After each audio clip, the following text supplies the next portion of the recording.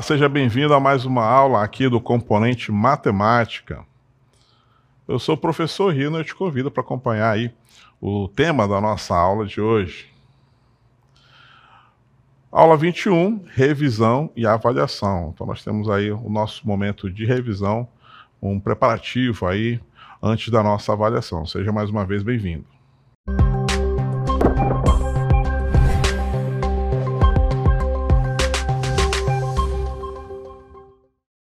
Muito bem, vamos dar sequência à nossa revisão. Vamos aqui explorar alguns dos temas, né, que nós vimos aqui na unidade 3.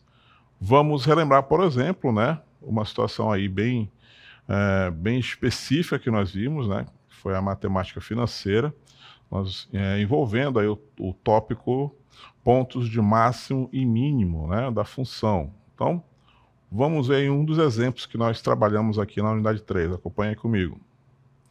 Nós temos aí o lucro de uma empresa para certo produto é obtido pela função definida pela lei L igual a menos 3x ao quadrado mais 3.000x menos 100, em que x representa a quantidade do produto. E aí vem o comando da questão, né, que nós chamamos a atenção aqui bastante, né? Calcule para quantas unidades se obtém o lucro máximo possível. E aí não custa nada a gente lembrar, né, da diferença entre calcular a quantidade, né, de unidades e calcular o lucro máximo, tá?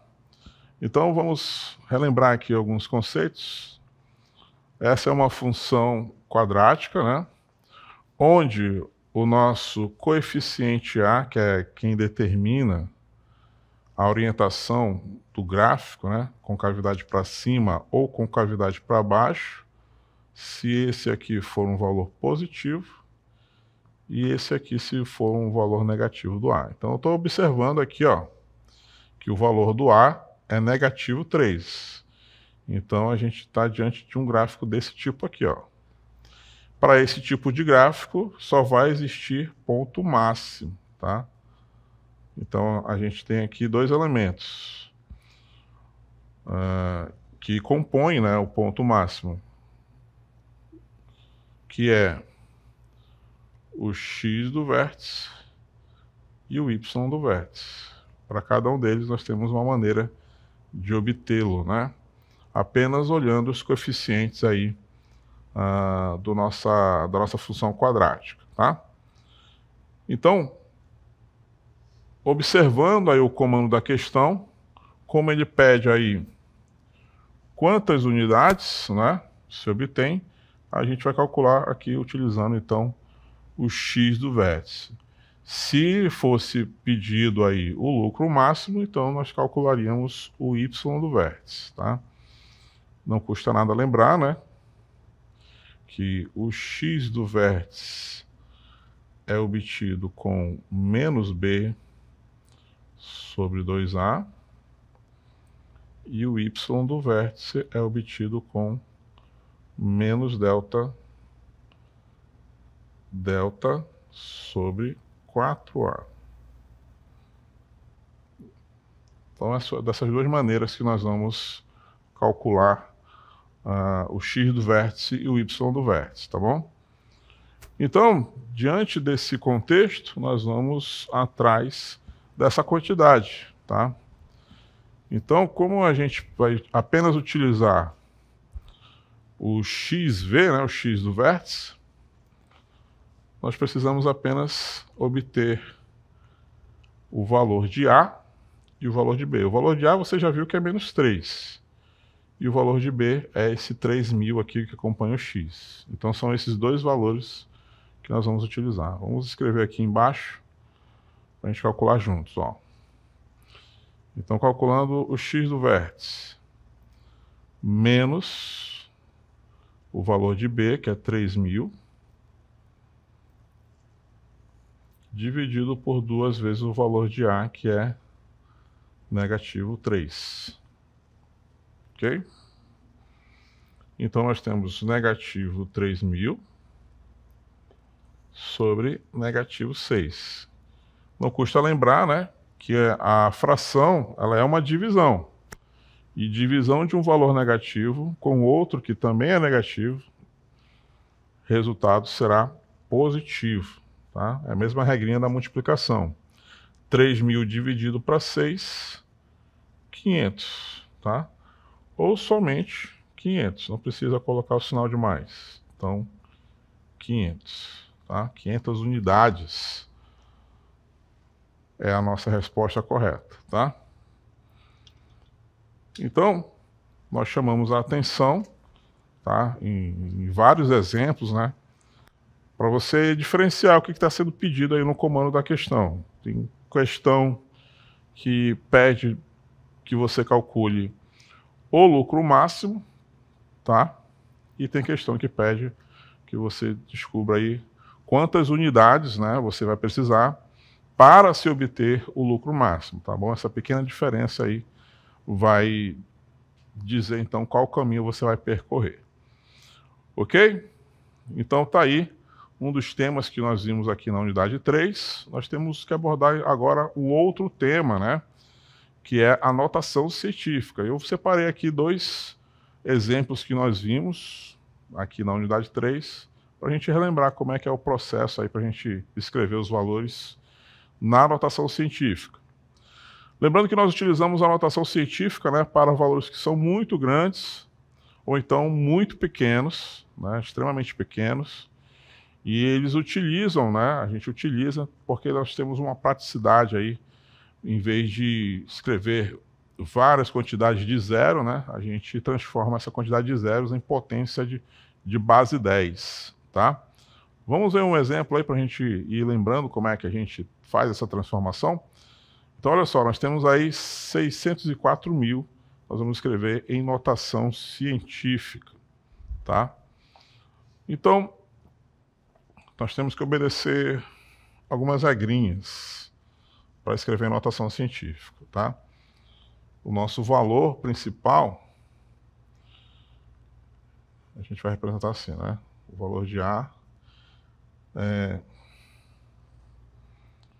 tem que estar entre 1 e 10. Botei 0 aqui, mas eu acabei me confundindo. É 1 e 10, né? Então, a gente tem que posicionar a nossa vírgula para que esse valor principal aí seja em um valor entre 1 e 10, tá? E aí, em seguida, né, nós temos que deslocar a vírgula. Nesse caso aqui, em específico, vamos reescrever aqui, 604.000. Vou colocar dessa forma para você entender com mais detalhes, ó. 604.000,0, tá bom? É o mesmo valor, tá? Então, a gente vai deslocar a nossa vírgula tantas posições à esquerda, tá? Que eu obedeça isso aqui, ó, que o nosso valor esteja entre 1 e 10, tá? Então, eu não posso, por exemplo, parar minha vírgula aqui, tá? Eu não posso parar minha vírgula aqui, e eu não posso parar minha vírgula aqui depois, tá? Eu tenho que prestar atenção para um valor que esteja entre 1 e 10. Então, o valor que vai estar entre 1 e 10 é exatamente aqui, ó, entre o 6 e o 0, tá? Uma vez que eu localizo, então, onde nossa vírgula vai ficar, eu conto, então, quantas casas decimais nós vamos ter até chegar lá, ó. 1, 2, 3, 4 e 5, tá? Então, são 5 casas à esquerda. Esse vai ser o valor do nosso expoente, tá ok? Vamos reescrever, então, esse valor. O que está em azul aqui foi só o nosso pensamento aqui escrito, tá? Nós vamos agora oficialmente escrever esse valor em notação científica. Então, a gente já viu que o valor vai ter que ser 6,04, não é? Vezes 10 elevado a um expoente, tá? E que expoente é esse? Se a gente contou lá 5 casas, né? 1, 2, 3, 4, 5 casas para a esquerda, então esse expoente vai ser 5, né? 10 elevado à quinta potência. E ele vai ser positivo, né? Porque como é um valor muito grande, o deslocamento se deu para a esquerda, então a gente precisou então calcular, a gente precisou então colocar um expoente positivo, né, para representar o valor real, tá? 2, 3, 4, 5. Beleza? Então esse é o resultado aí dessa transformação. Nós reescrevemos esse valor utilizando a notação científica, tá? E é claro que existe a outra situação, né, a situação contrária, para um valor extremamente pequeno, né? Nós temos aí 0,0000, a gente vai proceder de uma forma parecida, tá? Só que tem algumas diferenças. Vamos então escrever esse valor aí na notação científica. Olha só, primeira coisa, né, é obedecer então aquele intervalo, tá? Vou escrever aqui em vermelho. O nosso valor tem que estar entre 1 e 10, tá? Então, reescrevendo aqui o nosso valor, 0,0058. Obedecendo então esse intervalo aqui, ó, eu não posso parar com a minha vírgula aqui, tá? E nem posso parar com a minha vírgula aqui depois. A melhor posição é entre os 5 e 8, porque aí eu vou ter um número entre 1 e 10, tá? Então já identifiquei aonde a minha vírgula vai ter que parar, vamos contar então quantas casas até chegar lá, ó. 1, 2 e 3, tá? Então, 3 casas decimais para a direita, esse vai ser o deslocamento. Vamos agora reescrever o nosso valor. Então, nosso valor vai ser 5,8, né? Vezes 10. Nós contamos aí 3 casas, né? Então, o único detalhe que muda aí é que ele vai ter que ser um valor negativo. Então, 10 elevado a menos 3, tá? Porque justamente essa vírgula aí, quando multiplicada por 10 elevado a menos 3, o deslocamento vai se dar para a esquerda, tá? Então, esse é o valor que a gente tem na notação científica. Ok? Está conseguindo relembrar? A gente tem, então, essas duas diferenças na hora de reescrever em notação científica. Tá bom? Seguindo em frente, ainda temos agora 2 assuntos ainda para relembrar, né? Vamos ver agora a lei dos cossenos. Lei dos cossenos aí que tem uma praticidade muito grande, né? Qual é a praticidade dele? Vamos ver o nosso exemplo. Para a gente determinar aí um dos lados do triângulo, de um triângulo qualquer, né? Não precisa necessariamente ser um triângulo retângulo, a gente vai precisar então de um ângulo interno, né? Nós precisamos conhecer um dos ângulos internos e precisamos conhecer também 2 das medidas dos lados desse triângulo, que é exatamente a situação que nós temos aí, tá? Nós temos então uma situação bem favorável, né? Porque a medida do lado, que é a medida que a gente desconhece, que a gente está chamando de x, ele está exatamente na posição inversa, né, do ângulo interno 60 graus. E os outros 2 lados vão nos auxiliar a encontrar essa medida, tá? Essa é a grande vantagem da lei dos cossenos, tá? A gente viu aqui durante as nossas aulas, né, que dependendo do contexto, nem sempre a gente consegue obter mais de uma medida de ângulo interno. Então, conhecendo apenas uma delas, a gente consegue calcular utilizando aí a lei dos cossenos. Vamos relembrar agora como é que é a lei dos cossenos. Olha só, vamos escrever aqui primeiro de maneira geral, tá? A ao quadrado é igual a b ao quadrado mais c ao quadrado menos 2 vezes o b vezes o c vezes o cosseno do ângulo, que eu vou colocar ângulo alfa aqui de maneira genérica, tá? Ângulo alfa. Aplicando para esse contexto que nós temos, vai ficar como? Vai ficar o x ao quadrado, né, que é a medida que eu desconheço, igual a 3 ao quadrado, mais 1 ao quadrado, menos 2 vezes novamente o 3, vezes novamente o 1. vezes o cosseno de 60 graus. Aí o cosseno de 60 graus a gente tem que lembrar da tabelinha lá das razões trigonométricas, né? A tabelinha fundamental.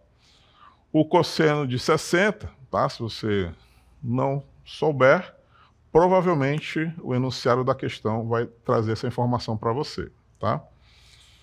Então aqui nós vamos ter x ao quadrado é igual a 9 mais 1, né? 9 porque é o quadrado do 3, menos 6 multiplicado pelo cosseno de 60, que é meio.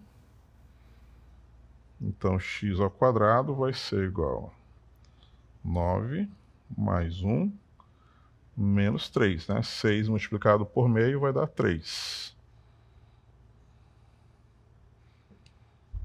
E aí nós vamos finalmente ter x ao quadrado igual a 7, porque 9 mais 1 vai dar 10, menos 3, 7, tá? E aí, para finalizar, né, x vai ser igual a raiz quadrada de 7. Nós temos aqui uma propriedade que a gente pode fazer isso aqui, ó. Raiz quadrada de x ao quadrado e raiz quadrada de 7. Raiz quadrada de x ao quadrado, a gente pode anular esses dois e ficar apenas com x, tá? Então, o resultado dessa questão aí, x igual a raiz quadrada de 7. Beleza? Então, essa foi a lei dos senos, aliás, dos cossenos, tá? Que foi um dos temas que nós vimos aqui na unidade 3, tá? Temos ainda a situação da lei dos senos, né?